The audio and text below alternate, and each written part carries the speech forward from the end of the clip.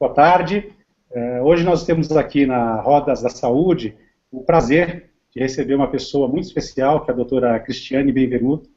A doutora Cristiane, ela é coordenadora da pós-graduação de Medicina Integrativa do Hospital Albert Einstein e é também Global Leader da Ashoka. Boa tarde, Cristiane. Boa tarde, Estevan. Tudo bem? Super prazer conversar com você aqui. Um prazer grande para a gente. A rede social Rodas da Saúde, ela tem essa missão de trazer pessoas sempre com um ponto de vista novo, diferente, sobre questões de saúde, né? E a gente quer trazer as pessoas da cidade de São Paulo para participarem dessas discussões, desses debates. Então, você é uma pessoa certamente muito interessante para essa nossa proposta. Então, eu gostaria de começar perguntando para você, pedindo para você, na verdade, esclarecer para todo mundo o que é a medicina integrativa. Isso, vai ser um tema muito bacana, porque eu coordeno a pós-graduação de medicina integrativa lá no hospital, junto com o Dr. Paulo de Tarso, e a gente tem tido o prazer de trabalhar a medicina e o entendimento da medicina como algo que trata muito além do corpo do ser humano, trata mente, corpo, trata espírito, e a gente cuida desse ser humano não só do ponto de vista de doenças, mas do ponto de vista de prevenção de saúde, cuidado com a saúde, cuidado integral da saúde. A gente trabalha não só como médico, mas como equipe multidisciplinar, e aí o médico, enfermeiros, terapeutas em geral, fisioterapeutas, psicólogos, pessoas que se dedicam à educação em saúde. Então, a medicina integrativa, eu gosto muito de dizer que ela é a medicina dos meus sonhos, assim, né? Medicina em que o ser humano é tratado de forma integral, equipe multidisciplinar, e a gente procura basear os tratamentos em evidência sempre que possível. Então, não é qualquer coisa vale, né? A gente procura ter sempre uma abordagem baseada em evidências, sempre que possível. A gente também não despreza nada sem ter tentado ou lido sobre ou investigado, né, a sua utilidade, a sua utilização. Então, é uma visão aberta da medicina, mas muito cuidadosa. E aí, meu xodó, né, e acho que cada vez mais ela se torna presente na medicina brasileira e no mundo inteiro. Muito, muito bonita essa tua explicação, Cristiane. Enquanto você falava aqui, eu pensava um pouco no que eu já li sobre o Oriente, né? Eu acho que essa tendência de cuidar da mente, de cuidar do corpo e do espírito, né, é algo que já vinha acontecendo há muito tempo em outras regiões do mundo. E parece que isso agora está começando a acontecer aqui também no Ocidente, isso é muito novo. Como que isso está situado assim na história? Na verdade, a medicina, quando ela iniciou, assim, a gente sempre viu o ser humano como algo completo. Os médicos antigos, os xamãs, mesmo na medicina tradicional brasileira, né, indígena e tal, ela é toda baseada nessa visão mais integral do ser humano. O que acontece é que no século passado, no começo, a gente passou por essa visão de órgãos, né, essa visão de sistemas, essa visão de análise, né, analisar por partes. Então, a medicina ela acabou evoluindo muito cartesiana das coisas, então a gente acabou tendo essa visão de, né, analisar para entender, e a partir dessa análise você começa a trabalhar o ser humano. E então você perdeu essa visão do todo, da complexidade, da inter-relação. E então a minha visão é de que não é nada novo, né, não é nenhuma novidade. Nos anos 70 ela começa a ficar mais forte nos Estados Unidos, no Brasil alguns movimentos acontecendo nos últimos, né, nossa, também há muito tempo, tem pioneiros aí que já vinham trabalhando fora da medicina com essa visão integral, depois dentro da medicina. Então, eu não digo que é nada novo, é só uma redescoberta de algo que já existia, né, e é um trabalho que é feito em diversas regiões, eu digo que fora da medicina é um trabalho já muito forte, e a nossa visão é que não precisa ser um ou outro, que a gente pode integrar as visões das diversas áreas que cuidam da saúde. E essas práticas, Cristiane, elas têm alguma ligação, você falou aí do xamanismo, elas têm alguma ligação com alguma religião, pessoas que seguem uma determinada religião, elas praticam a medicina integrativa de uma forma diferente do que pessoas de outras religiões tratam? Como que é essa questão? Se é que existe essa questão, na verdade?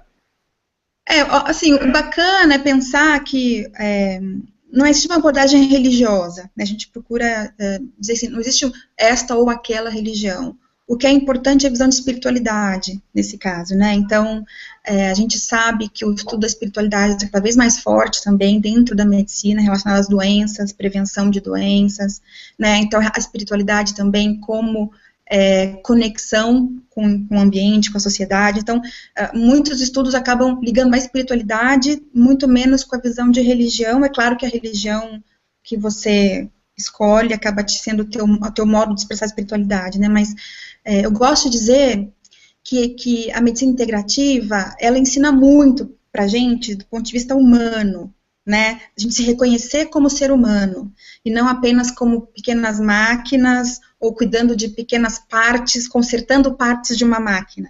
O ser humano é muito mais do que uma máquina. E aí, e uma coisa bacana, eu gosto de falar muito, a gente está falando da Semana de Saúde, eu queria puxar um pouco a sardinha para o cuidador, aproveitar esse tempo, que é um tempo muito bacana, para lembrar da questão do cuidador.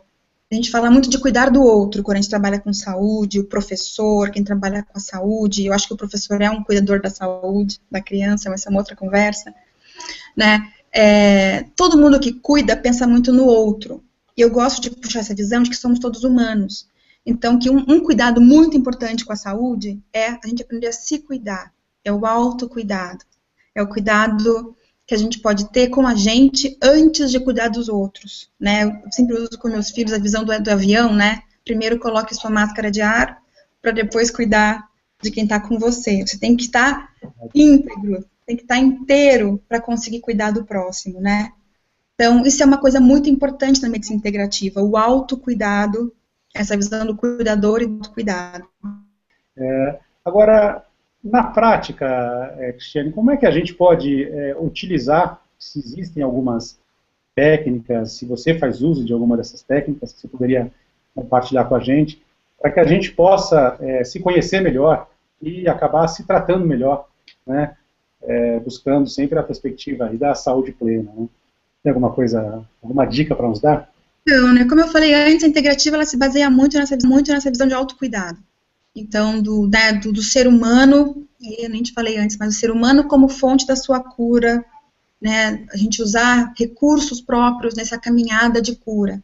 E a pessoa, o cuidador, pode ser o médico, né, esse terapeuta pode ser um enfermeiro, quem está junto nessa jornada, dá suporte para essa pessoa nessa caminhada na busca da cura. Então, a pessoa se sente, ela é o centro desse tratamento, né, é dela que surge essa energia para a caminhada de cura. Então, o médico deixa de ser a pessoa que tem a varinha mágica e, né, entrega a cura, mas ele é, assim, um grande suporte na caminhada deste ser humano que está doente, né, e que está buscando, né, uma nova situação em que ele possa se sentir curado, nem sempre a cura total, mas sentir-se bem dentro da situação em que ele vive. E aí, nessa situação, é muito importante a questão do autocuidado, do autoconhecimento.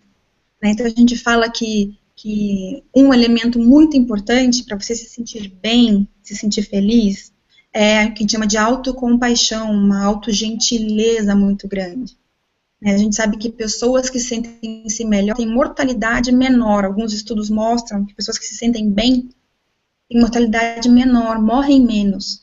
Né? E aí a gente vê isso no dia a dia, na verdade, não precisava nem de estudo para mostrar isso, né?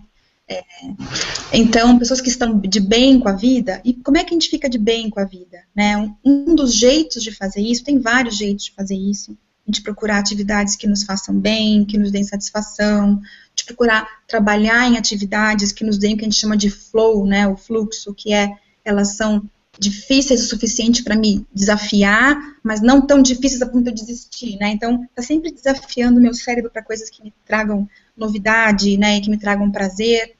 Mas tem uma outra coisa que é muito importante, que é a autocompaixão e gentileza. O que é isso? Né? Você fala, mas isso é mesma coisa que autoconfiança? Né? Eu falo, não, são coisas diferentes, né? Por quê? A pessoa que ela é autoconfiante, ela tem uma sensação de que ela é muito especial, né? Ela se sente, ela tem pouca tolerância com outros pontos de vista, então ela tem confiança de que ela está correta, essa coisa flutua de acordo com o humor, então se alguma coisa deu errado, a pessoa se sente mal, né? Ela é muito baseada em autoavaliação e comparação. Então, eu me sinto confiante quando eu sou melhor que os outros, ou quando eu me sinto melhor numa tarefa.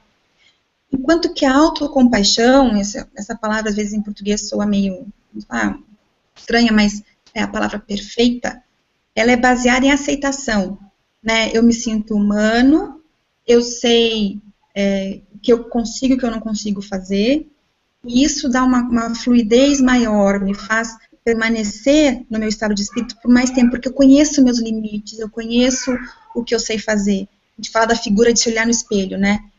O autoconfiante se olha no espelho, ele é um gatinho enxergando um leão, né?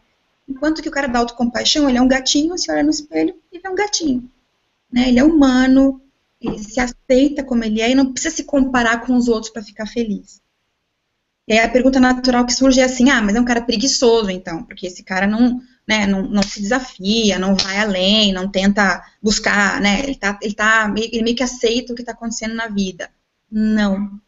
Né? Pelo contrário, na verdade, esse cara se permite errar, ele se permite errar e se divertir com isso, rir dele mesmo. Então, ele erra e persevera, ele não desiste porque errou, ele não foge das dificuldades, porque esse cara, ele vai atrás, ele não tem medo de errar. Então, esse cara, ele tem uma inteligência emocional maior, ele se conecta socialmente melhor, tem menos ansiedade, ele não precisa da aprovação do outro para seguir com um projeto.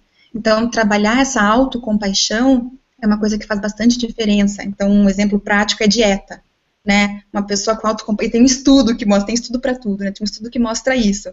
Quem tem mais autocompaixão e se enxerga mais humano e se respeita mais, por exemplo, depois que quebra uma dieta, não entra naquela história de, quebrei mesmo e desisto. Não, pessoas com mais autocompaixão, quando quebram a dieta por algum motivo, na Páscoa, por exemplo, elas conseguem voltar e falar, aconteceu, acontece, eu sou humana, agora eu sigo a minha dieta tranquilo. Né? Então, a autocompaixão é uma coisa bacana de você buscar. Né? E como é que você faz isso? Né? Uma coisa importante, né? É você realmente se perceber, ser compreensivo consigo próprio, se julgar menos. Então, observar mais as atitudes, o que está acontecendo, parar com essa coisa de, eu comi de novo na Páscoa, me enchi de ovo de Páscoa, isso foi horrível. Não, para que isso, né? Não, calma. Um monte de gente comeu ovo na Páscoa e nem por isso desistiu da dieta. Você pode fazer isso, você é humano. E a gente fala em atenção plena, né? Observar o teu dia a dia sem crítica. E daí a gente vai para a visão de atenção plena, que é uma coisa muito vinculada à meditação, normalmente.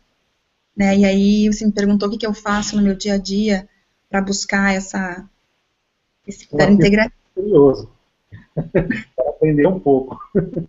Então, uma das práticas para você treinar o foco, atenção plena, aceitação, sem julgamento, é meditação, por exemplo. Né, são as práticas, né, mente e corpo, né, onde você busca essas técnicas para você focar no momento presente, menos julgamento, mais aceitação.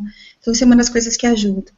Né? Você saber ir para o médico para ver quais são as tuas condições, então não fugir do médico, você vai e entende como é que teu corpo está, como é que está a tua pressão, teu coração, você não tem medo desse resultado, você reconhece que ele existe, vai cuidar dele de uma forma madura, de forma responsável.